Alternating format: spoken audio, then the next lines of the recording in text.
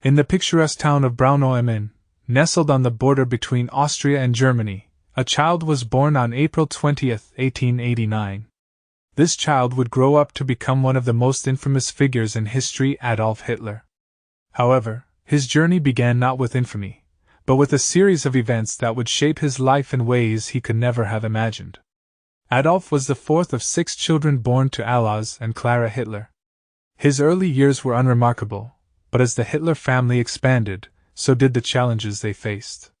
Tragedy struck when Adolf was just 6 years old. His younger brother, Edmund, succumbed to a bout of measles. This loss left a deep scar on the young Adolf and created a powerful bond between him and his mother, Clara. Alois Hitler, Adolf's father, was a stern and volatile man. He worked as a customs official and had high expectations for his son. The relationship between father and son was often strained, as Adolf's interests diverged from his father's plans. Adolf showed an early talent for drawing and painting, a passion encouraged by his mother. Clara recognized her son's artistic inclinations and did her best to nurture his talents. Yet, despite his artistic promise, Adolf faced opposition from his father, who had more practical ambitions for his son's future. As Adolf grew older, he attended a Catholic elementary school in nearby Fischlham, Austria. Later, he moved to a more advanced Realschule in Linz. In school, his performance was a mix of brilliance and indifference. He excelled in some subjects, but showed little interest in others. The one consistent passion in his life was art. However, as he entered adolescence, tensions between Adolf and his father grew. Alois wanted his son to pursue a stable and respectable career, not the uncertain path of an artist. In response, Adolf's academic performance declined, and at the age of 16, he took a pivotal step that would alter the course of his life forever. He dropped out of school. Adolf's departure from formal education marked the beginning of a period of restlessness and uncertainty. Little did anyone know that this young man, who had experienced the ordinary trials and tribulations of youth, would go on to shape the destiny of nations in the years to come. Hitler's experiences during World War I played a significant role in shaping his political beliefs and ambitions. When the war broke out in 1914, Hitler enthusiastically volunteered for service in the German army. He joined the 16th Bavarian Reserve Regiment and was sent to the Western Front. During his time as a soldier, Hitler displayed bravery and was wounded twice. He received the Iron Cross, both first and second class, for his service. However, his experiences in the trenches of World War I had a profound impact on him. He saw firsthand the horrors of war, including the loss of comrades and the destruction of battlefields. Hitler's nationalist and anti-Semitic sentiments began to take root during this period. He believed that Germany had been betrayed by politicians and Jews, leading to its defeat in the war. These ideas would form the basis of his future political ideology. It was also during this time that he first came into contact with the German Workers' Party, a small nationalist and anti-Semitic political group in Munich. After the war ended in 1918 with Germany's defeat, Hitler returned to Munich. The country was in a state of turmoil, with economic hardship, political instability, and social unrest. Hitler, like many other disaffected veterans, felt a sense of bitterness and anger at the post-war situation. In 1919, he officially joined the DAP, which later became the National Socialist German Workers' Party, or Nazi Party. Hitler's powerful oratory skills and charisma quickly made him one of the party's key figures. He began delivering passionate speeches at party meetings, railing against the Treaty of Versailles, which imposed harsh penalties on Germany, and promoting his vision of a racially pure and powerful German state. This period marked the beginning of Hitler's political career, as he rose through the ranks of the Nazi Party. He formed alliances with other groups extensively to spread his ideas. Hitler's ability to tap into the grievances of a population disillusioned by defeat and economic hardship would eventually propel him to the highest echelons of power in Germany. The experiences and radicalization of Adolf Hitler during World War I and the tumultuous post-war years set the stage for his ascent to power in Germany and the devastating events that would follow. His time in the trenches and the political turmoil of the era deeply influenced his worldview and the direction he would take in his pursuit of political dominance. The year was 1923, and Germany was in turmoil. The aftermath of World War I had left the country in economic ruins, and the Weimar Republic was struggling to maintain control. In this chaotic environment, Adolf Hitler saw an opportunity to seize power. Hitler had been a member of the German Workers' Party since 1919, and by 1920, the party had been renamed the National Socialist German Workers' Party, or the Nazi Party for short. Hitler's fiery speeches and charismatic presence quickly elevated him to a position of leadership within the party. On November 8, 1923, Hitler and his followers hatched a plan to overthrow the Weimar government in what would become known as the Beer Hall Putsch. The plan was audacious. They would march on Munich and stage a coup, hoping to trigger a national revolution. As evening descended on Munich, Hitler and his paramilitary force, the Sturmabteilung, or Brown Shirts, gathered at the Bürgerbraukeller Beer Hall. Hitler and his co-conspirators, including General Erich Ludendorff, devised a plan to seize key government buildings and take control of the city. Their attempt began the following day, on November 9, 1923. Hitler, Ludendorff, and their supporters marched through the streets of Munich, aiming to inspire a broader uprising against the Weimar government. Their ranks swelled as they advanced, and they reached the Odeonsplatz, where a confrontation with the police awaited them. In the ensuing chaos, shots were fired, and the situation quickly spiraled out of control. The Beer Hall Putsch had turned into a violent clash between the Nazis and the police. 4 police officers and 16 Nazis were killed, and Hitler suffered a dislocated shoulder during the melee. Facing overwhelming odds, Hitler and his associates retreated. Their coup had failed, and Hitler was arrested 2 days later, on November 11, 1923. The failed putsch would have a lasting impact on Hitler's strategy. While he had hoped for immediate success, the experience taught him that seizing power in Germany would require a more patient and calculated approach. During his trial, Hitler used the courtroom as a platform to espouse his nationalist and anti-Semitic beliefs. He was found guilty of treason but received a relatively light sentence of 5 years in prison. His time behind bars allowed him to dictate his autobiography and political manifesto, Mein Kampf, to his loyal follower, Rudolf Hess. The Beer Hall Putsch marked a turning point in Hitler's political career. Although it had failed in the short term, it brought him national attention and solidified his position as the leader of the Nazi Party. Hitler would use the trial and his time in prison to further his political ideology, laying the groundwork for his future rise to power. As Adolf Hitler sat in Landsberg prison, serving his relatively lenient 5-year sentence for his role in the failed Beer Hall Putsch, he was far from defeated. Instead, he used this time to reflect, strategize, and further refine his vision for the future of Germany. Little did anyone know that this period of incarceration would become a stepping stone for his meteoric rise to power. One of the most significant outcomes of Hitler's time in prison was the writing of his autobiography and political manifesto, Mein Kampf, also known as My Struggle. Dictated to his loyal follower, Rudolf Hess, Mein Kampf became a comprehensive exposition of Hitler's views on politics, race, and the future of Germany. In it, he laid out his extremist ideologies, including Aryan supremacy, anti-Semitism, and his vision for Lebensraum through expansionist policies. Published in 1925, Mein Kampf gained a small following initially but would later become a central text for Nazi Party members and sympathizers. It provided an ideological foundation for the party and helped rally supporters behind Hitler's charismatic leadership. While in prison, Hitler realized that seizing power through an armed uprising was not the most viable strategy. Instead, he decided to focus on winning power through legal means.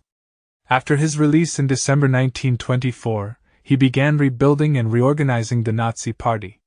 He expanded the party's reach and improved its electoral prospects by utilizing propaganda, holding rallies, and capitalizing on the economic hardships faced by many Germans during the Weimar Republic era. Hitler understood the power of effective communication and utilized mass media, particularly newspapers and radio, to spread his message. The years following his release from prison saw the Nazi Party grow in strength. In the 1928 Reichstag elections, they secured 12 seats. However, it was the Great Depression, which began with the Wall Street crash of 1929 and led to widespread economic suffering in Germany, that created fertile ground for extremist parties like the Nazis.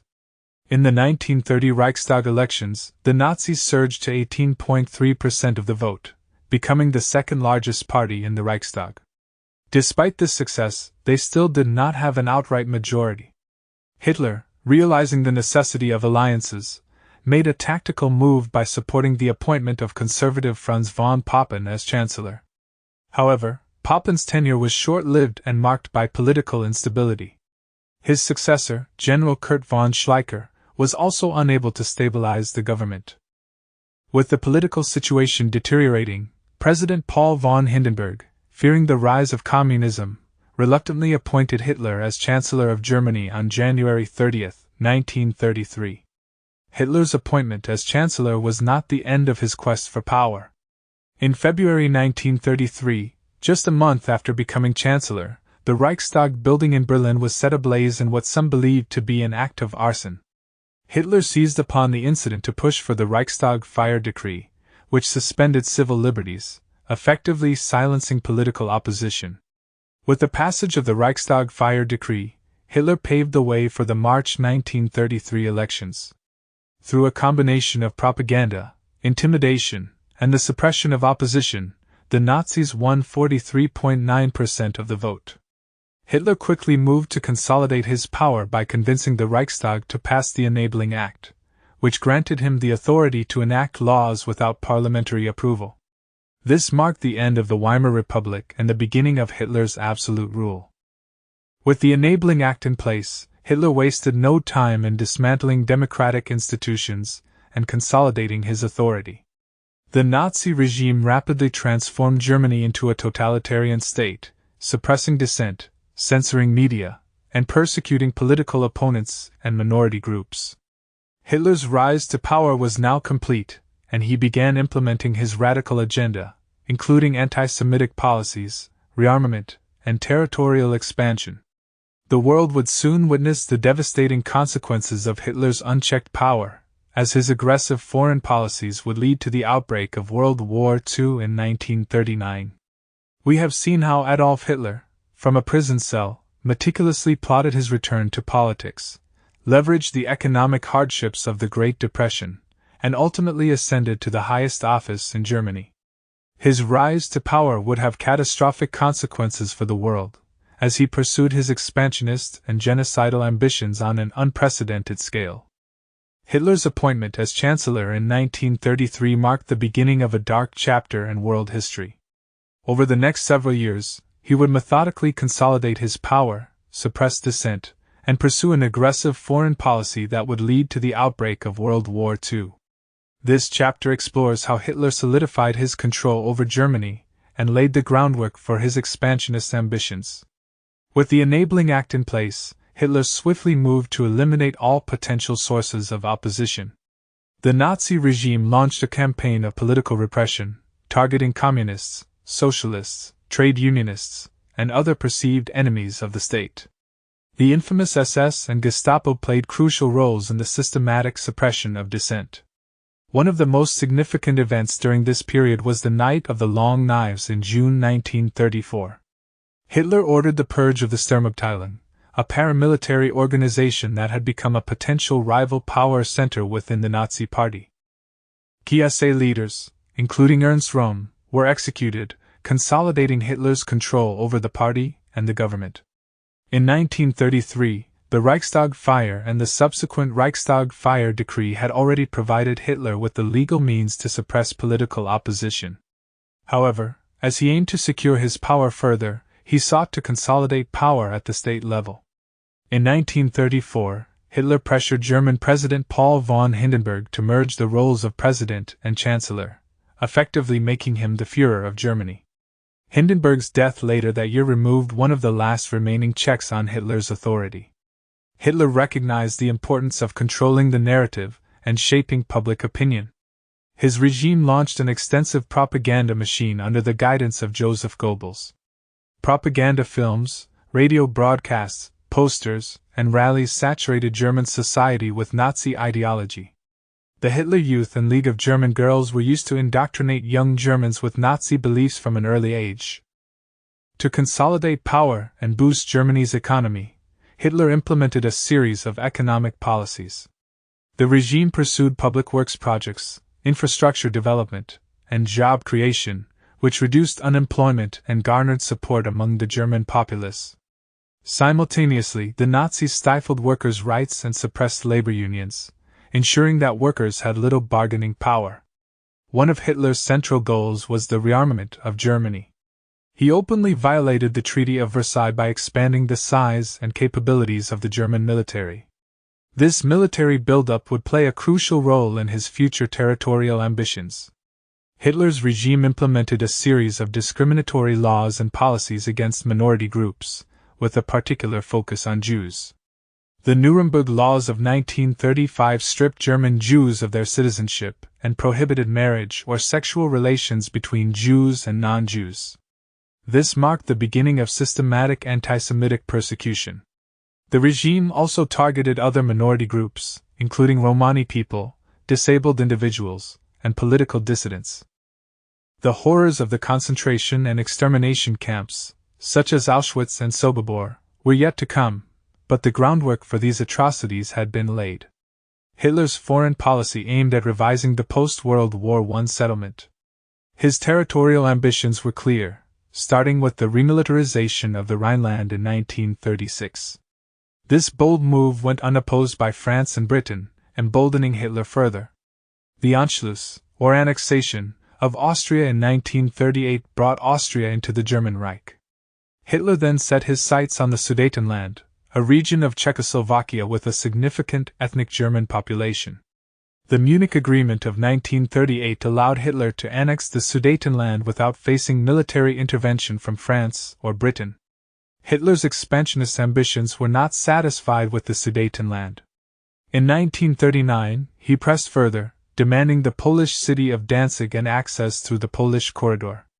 When Poland refused, Hitler ordered the invasion of Poland on September 1, 1939, triggering World War II.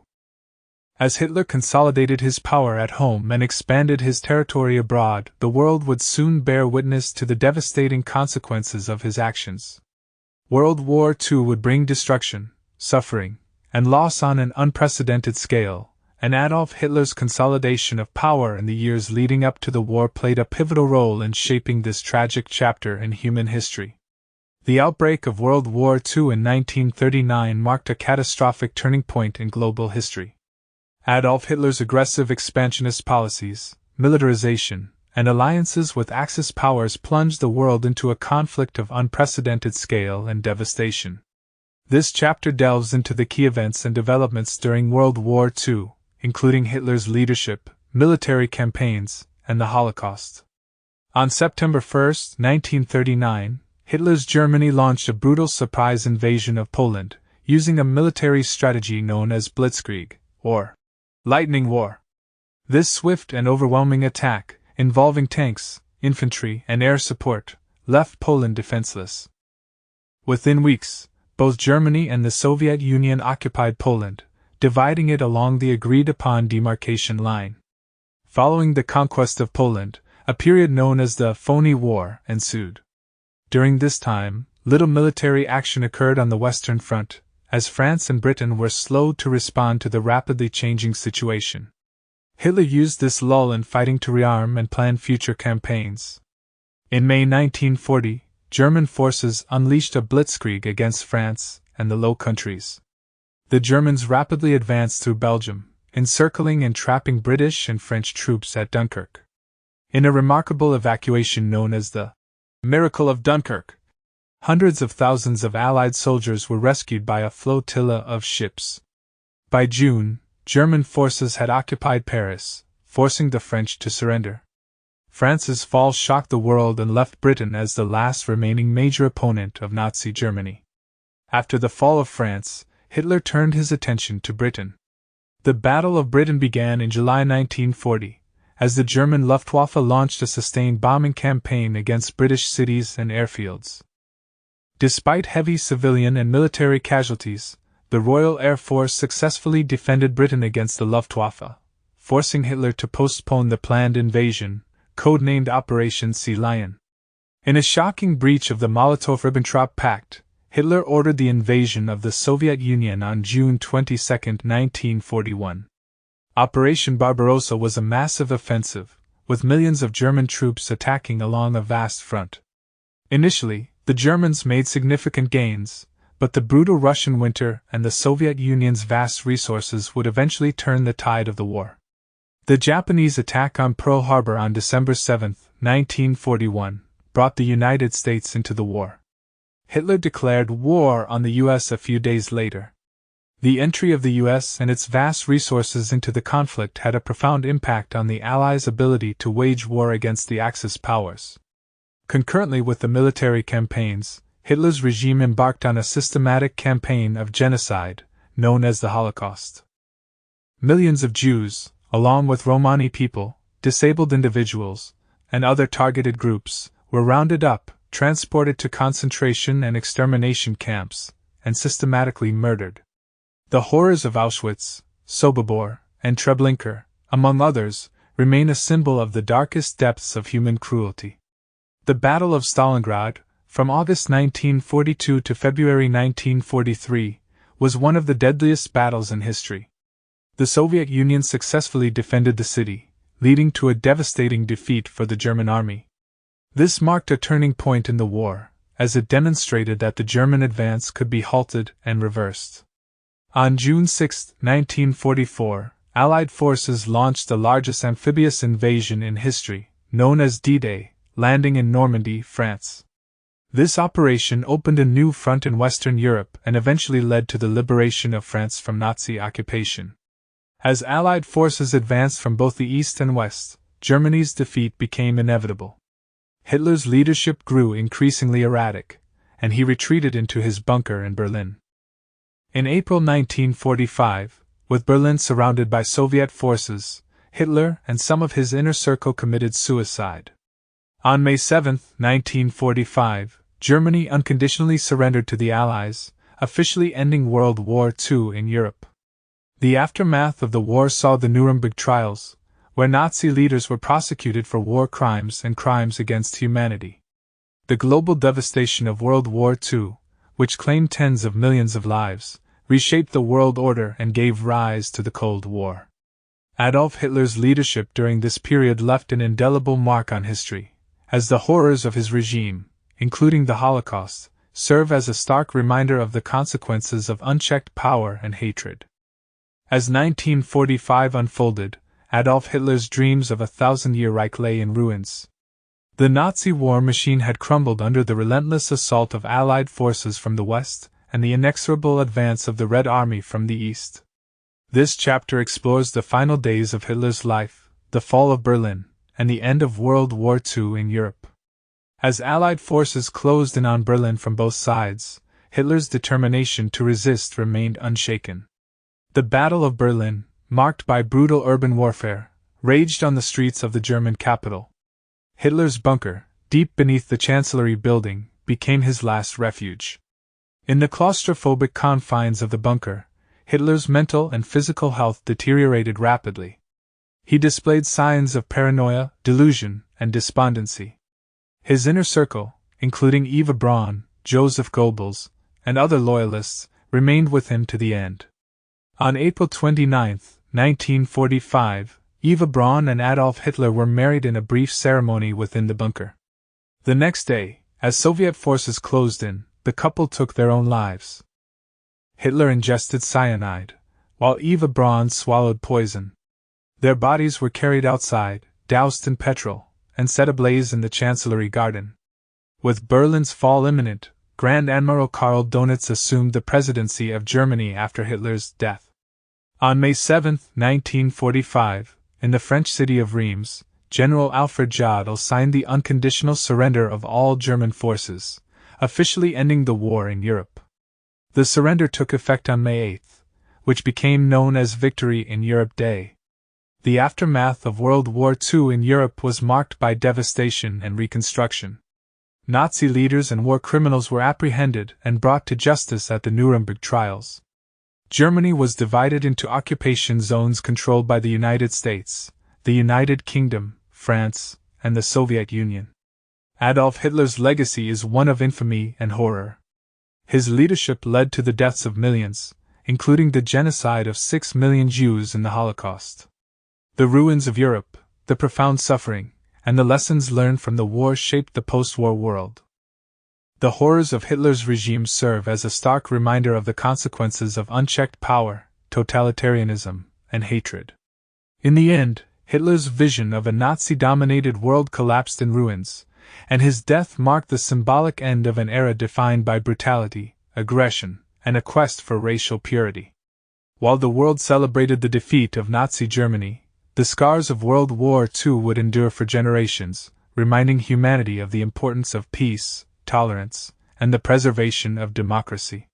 While Hitler's life may have ended in a bunker in Berlin in 1945, but the impact of his actions and ideology continues to reverberate through history. We will be examining how the world grappled with the aftermath of World War II and the lessons learned from the Holocaust. In the immediate aftermath of World War II, the Allied powers held the Nuremberg trials to prosecute major war criminals. 24 prominent Nazis, including Hermann Göring and Rudolf Hess, faced charges of war crimes, crimes against humanity, and genocide. The trials established the principle that individuals, including heads of state, could be held accountable for international crimes. Germany underwent a process of denazification, aimed at removing all traces of Nazi ideology from its institutions and society. Former Nazis were purged from positions of power, and educational programs sought to promote democratic values and tolerance. This effort aimed to prevent the resurgence of extremist ideologies. At the end of World War II, Germany was divided into 4 occupation zones controlled by the United States, the United Kingdom, France, and the Soviet Union. This division ultimately led to the Cold War and the establishment of East and West Germany. The division lasted until the reunification of Germany in 1990. World War II and the Holocaust played a pivotal role in shaping the United Nations and the development of international law. The UN Charter, signed in 1945, sought to prevent future conflicts and promote human rights. Genocide, as exemplified by the Holocaust, became a crime under international law. The Holocaust stands as one of the darkest chapters in human history. Holocaust survivors, activists, and governments around the world have worked to ensure that the memory of the Holocaust is preserved and that the phrase, "never again," holds true. Holocaust memorials, museums, and educational programs serve as reminders of the need to combat hatred and intolerance.